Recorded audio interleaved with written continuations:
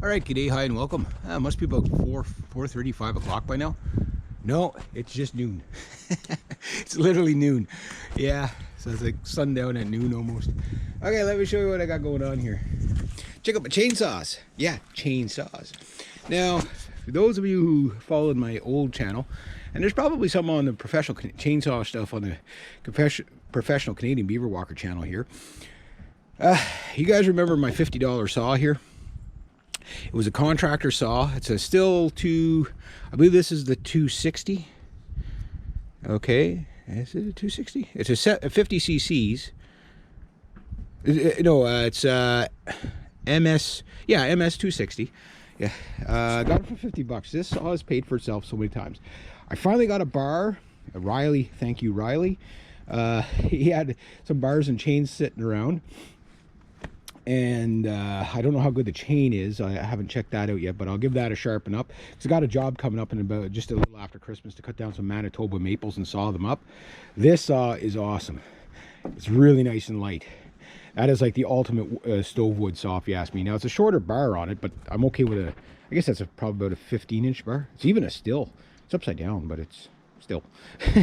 You know, it's on there. It's my other bar, it flattened out here, and I kinked it on like a gigantic 2.5 foot wide oak block, and it finished off my bar and chain that I had, which was too bad because that chain was fairly new. This saw, just in my possession, has cut a lot of stove wood, probably about 7-8 years worth of stove wood. This saw runs perfect. I started up at about every 2 months or so, or 6 months, whatever. I'll just give it a couple of pulls and away it goes. It's so good. The way you start these guys is you pull in the safety trigger and then this trigger. And then you can pull this all the way down into the carbureted choke open, or you can flip it up one from the choke open to the run position, and it's a really nice saw. I haven't ran this saw in probably about 1.5 years, or maybe 2 years since the bar and chain went on it. I just couldn't get around to getting a new bar and chain. Sorry for the wind, but got a bit of a Chinook coming in. It's what Leonardo DiCaprio would call global warming. No, dude, it's just a Chinook. Just a Chinook. Might be a good actor, but he's not too smart. So anyway, yeah, this saw is paid for itself a gazillion times for me cutting down small trees, slimming, stove wood, you name it, whatever. But because I got that job coming up, and today being such a nice day, I wanted to get out ahead, because there'll be my saw, Paul's saw, and then this saw. So what is this? Okay, so I can't remember what I named this guy.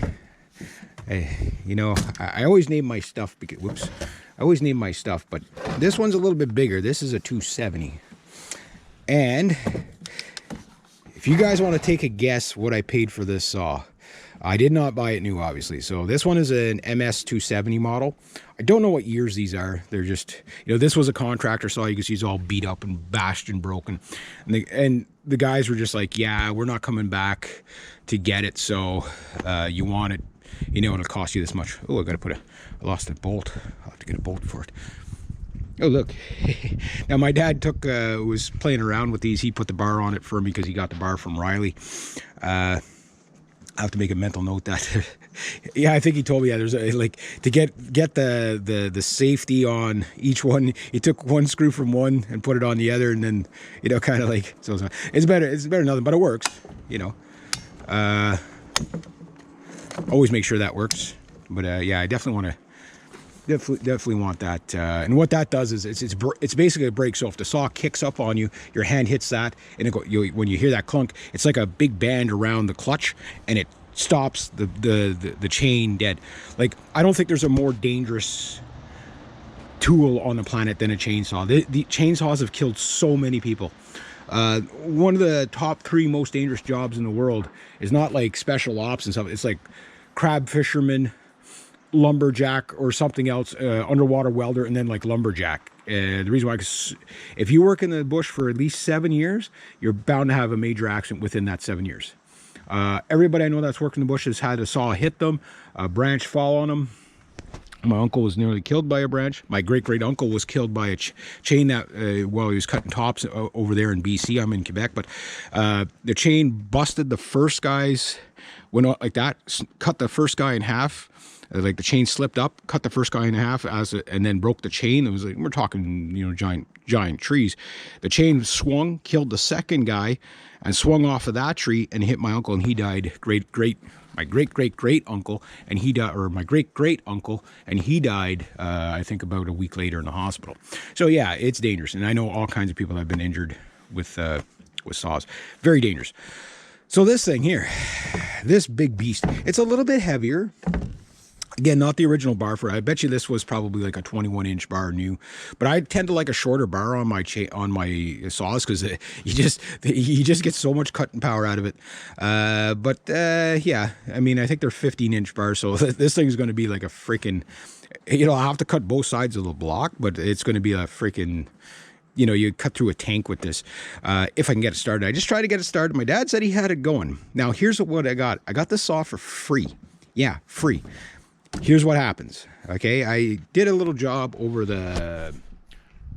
I'm doing good for time. I did a little job over the summer. Well, lots of little jobs over the summer, and one of them involved painting this old guy's house. You know, he's got like a plank, like, you know, like slatted plank boards and pine or whatever, and he wanted it repainted, and he had it sitting there, and I said, "What's the deal with the saw?" He goes, "Oh," he says, "I'm gonna chuck it out."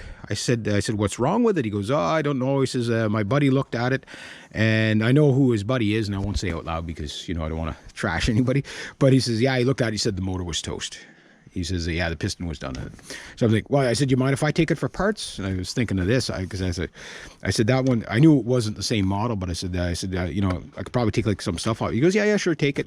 Well, my dad messed around with it. All that was wrong with it, because I pulled it over to see if there was any compression, and there's lots of compression. So I'm like, okay, I know it's not that. It's probably fouled plug, something really stupid. But it had no bar and chain at the time. Now it does. But anyway. I take it home. My dad, I couldn't get to it all summer. My dad got bored because he's retired now, and he got it going, and he said what it was the magneto part that goes around, like where the clutch is. Inside there's like a magneto, and when that spins, it creates a field coil, which then, you can't see it, but there's your plug, creates spark, you know, fire, you get combustion, saw runs, right? Well, that thing was rusted and corroded. That's it. Cleaned it up. He says it ran like a charm. So yeah, there we go. Now if I can get it, I want to get them both running really good. I'll be starting them, you know, like every 2 days, like just give them a pull, get them started, get them used to running. When they're really cold, I'll bring them in overnight, cover them up with something, because it stinks up the basement when you put them in the house, because the chainsaws really stink, right? Because of the gas.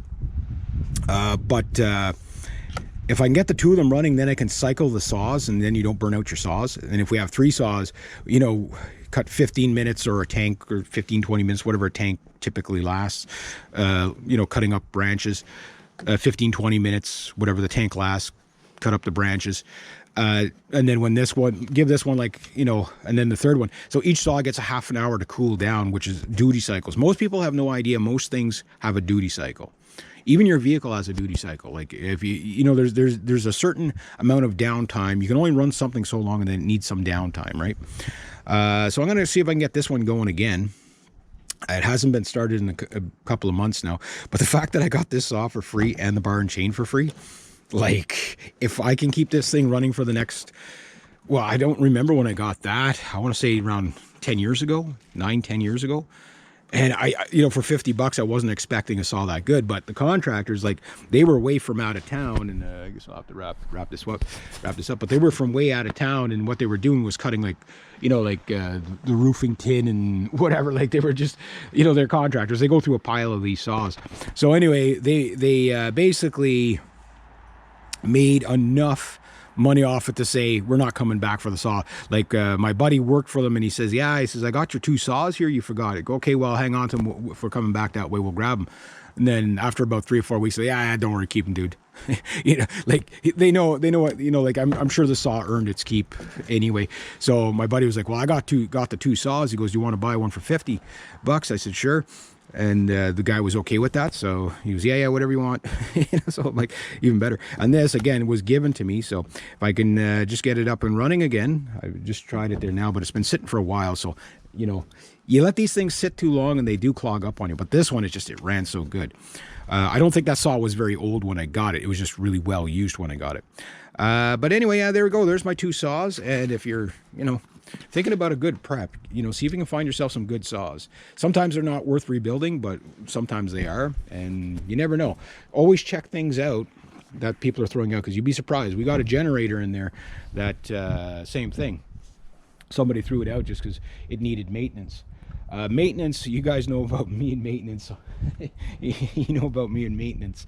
You know about me and maintenance, right? But most things that are getting tossed out, most of the time don't need parts, they need maintenance. So now that I got these, if I get this one up running, keep them running for the next week or so, I get the job done, then the next thing is the bike. So these kind of took precedence because these are going to make me money. So anyway, there we go. I just thought I'd show you guys that. My 2 saws. Don't know what I'm going to name this one yet there. But yeah, I don't know what to call that one. I forget what I called that one. But anyway, yeah, there we go. Just thought I'd show you guys that. Have a great day, eh?